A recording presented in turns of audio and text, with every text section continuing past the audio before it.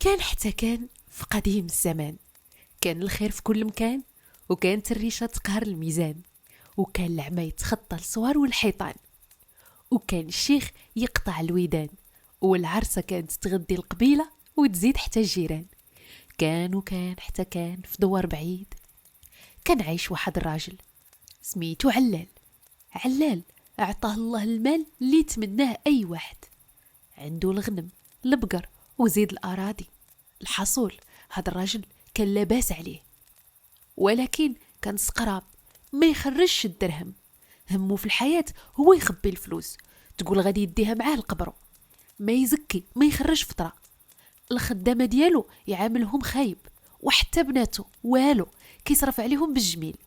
علال كان مزوج ب3 العيالات وعنده 7 البنات. كان الحلم ديالو الوحيد هو انه يولد ولد، ولكن الله ما عطاهش. وخاد المشكل كان داير العلال الشوكه في عقله، ديما كيسول راسو انا لما غنخلي هاد الشيء، يجيو ناس اخرين ماشي من دمي ويديو كل شيء، انا خاصني نولد ولد في اقرب وقت، وهاد العيالات اللي عندي بلاوني ب7 البنات وانا باغي ولد. ايوا علال فكر وقرر يتزوج، وبيمن بنت واحد الخدامه كانت عنده في الدار. البنيته كانت ظريفه وزوينه ومازال صغيره، وسميتها سميه. أمت سميه سمعت الاقتراح ديال علال ووافقات عليه، وعلاه هي تقدر ترفض؟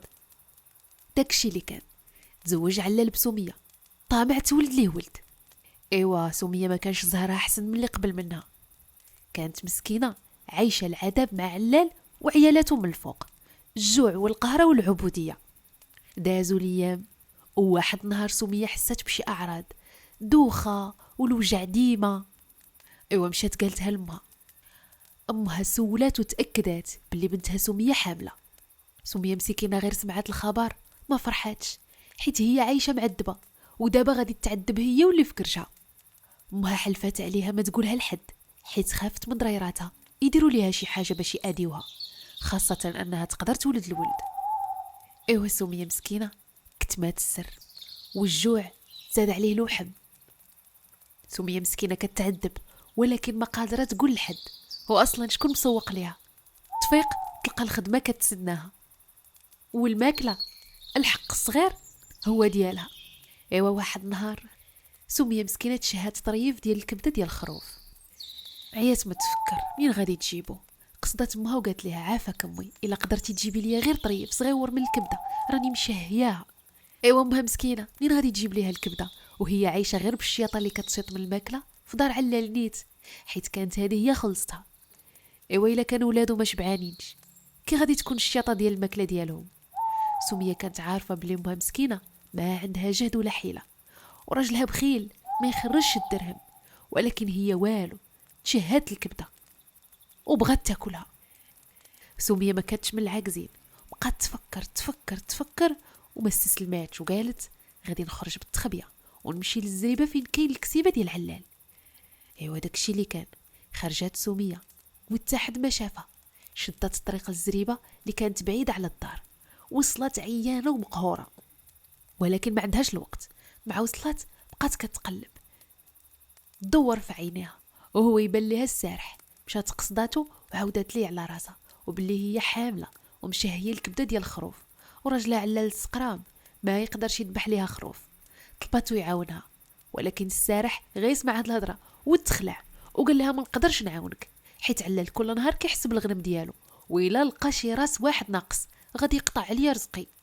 سميه بقات تبكي على السارح، والصراحه بقات فيه المراه حامله وقصداتو. ايوا فكر وقال لها غادي نجيب لك واحد الخروف، وعلى الله ما يردش البال السي علال. ايوا السارح مسكين غامر براسو بخدمته، وجاب الخروف ذبحو وشوى ليها الكبده وعطاها تاكل. ايوا سميه مسكينه كلات بحال شي وحده عمرها ما شافت النعمه. سميه عند بالها تا حد ما شافها، ولكن الدار اللي عامره عيالات هي تا حاجه ما تخفى عليهم. مرت علال الاولى ردت البال سميه وهي خارجه تسلت، وصيفطات من وراها وحده من الخدم تجيب خبارها. وداكشي اللي كان، سميه رجعت للدار شبعانه، ولكن خبارها شاعت في الدار، ولقات علال كيتسناها ووجهه معصب. سميه عرفت راسها كحلتها، جروها الخدم لعند علال اللي ضربها وقال لها بغيتي تشوهيني في الدوار؟ انا علال ومن لا يعرفه، راجل بقدي وقامتي تشوهيني في الدوار باللي ما بغيتش نعطيك تاكلي وانتي حامله. المهم سميه كلات حقها من العصا، ولكن ما ندماتش حيت داكشي اللي كانت مشهيه خداتو، ودابا اللي بغى يوقع يوقع. ايوا علال دخل سميه لواحد الهريم ظلم، حبس هاتم وقال للخدم ديالو غادي تمشيو تذبحوا اكبر عجل عندي في الزريبه وطيبوا به كاع الشهوات اللي تشهى الخاطر وتحطوه قدام سميه اللي خاصها تاكلو كامل. هذا هو العقاب، وإلا ما كلاتوش غادي نقتلها بطريقه ما تخطر على بال حد باش تعلم تشوه سيادها وتكون عبره لعيالاتي. مت سميه وصلتها الخبار على العقاب اللي غادي يديروا لبنتها.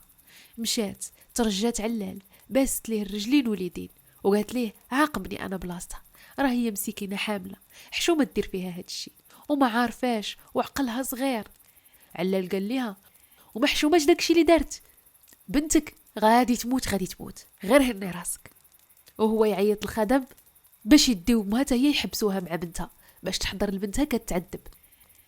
داكشي اللي كان الخدم جروا المراه الكبيره الهري عند بنتها. مع دخلات سميه جات عند امها كتجري وتبكي. بنت سميه بقات تعاير في بنتها وقالت لها اش درتي؟ هي قلت لك ردي البال، علاش درتي اللي قال لك راسك؟ دابا راه حكمتي على راسك بالموت، وعلال راه امر الخدم ديالو يذبحوا اكبر عجل عنده ويطيبوه ويجيبوه لك تاكليه كامل، وإلا ما كليتيهش بنيتي غادي يقتلوك شي قتيله ما تنساش. سميه ما خافتش وعنقات امها وقالت لها ملي طيب تريد يدير الله ما يريد. جمله فيها شله معاني. سميه بغات تخفف على قلبها وعلى قلب امها بهاد المثله. ايوا بركات سميه وامها في ظلام داك الهري يتسناو العقاب. سميه تسامحات مع امها والموت والحياه هادي. ايوا الخدم وجدوا داكشي اللي امرهم به علال، شهيوات بالشكل والنواع، حطوهم قدام علال اللي قال لهم اعطيوني ندوق قبل ما تعطيوها.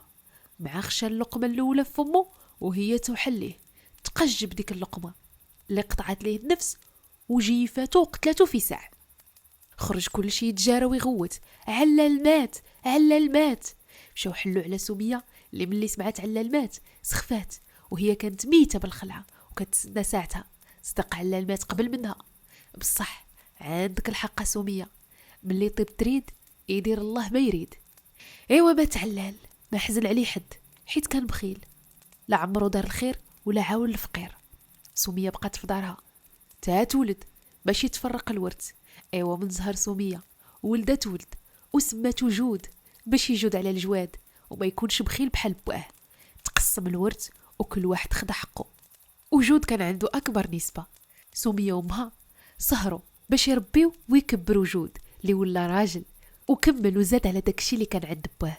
غير هو جود كان راجل كريم يزكي ويعاون، واللي يدق بابو ما يرجعش خاوي، وكانت ديما فمه باللي طيب تريد يدير الله ما يريد. ومشات خبيرتي من الواد وانا بقيت مع ولاد الجواد.